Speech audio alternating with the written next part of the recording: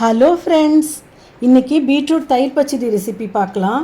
பீட்ரூட்டை நல்லா வாஷ் பண்ணி தோலை சீவிட்டு துருவி வச்சுக்கணும். நான் இங்கே ஒரு கப் அளவு துருவல் எடுத்துட்டுருக்கேன்.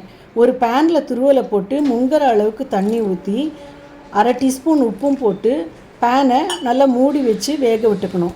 5-6 நிமிஷத்தில் நல்லா வெந்துடும். அது வேகிற டைமில் கொஞ்சம் தேங்காய், 2 பச்சை மிளகாய், கொஞ்சம் கொத்தமல்லி, ஒரு சின்ன பீஸ் இஞ்சி, 1 டீஸ்பூன் கடுகு, 1/2 டீஸ்பூன் உப்பு, 1 டீஸ்பூன் சீரகம், இதையெல்லாம் அப்படியே பச்சையாக மிக்சியில் தேவையான அளவு தண்ணீர் விட்டு அரைச்சிக்கணும். இப்போ வெந்த பீட்ரூட்டில் இந்த அரைச்ச விழுதை போட்டு கலந்து 2 நிமிஷம் வதக்கி எடுத்துக்கணும். நல்ல கெட்டியாக ஆனதும் ஸ்டவ்வை ஆஃப் பண்ணிடலாம். இப்போது 1/2 கப்பு தயிரை கடைஞ்சி எடுத்துக்கணும். பீட்ரூட் நல்லா ஓரளவுக்கு கை பொறுக்கிற சூடு அளவுக்கு ஆறினதும் தயிரை சேர்த்து நல்லா கலக்கணும்.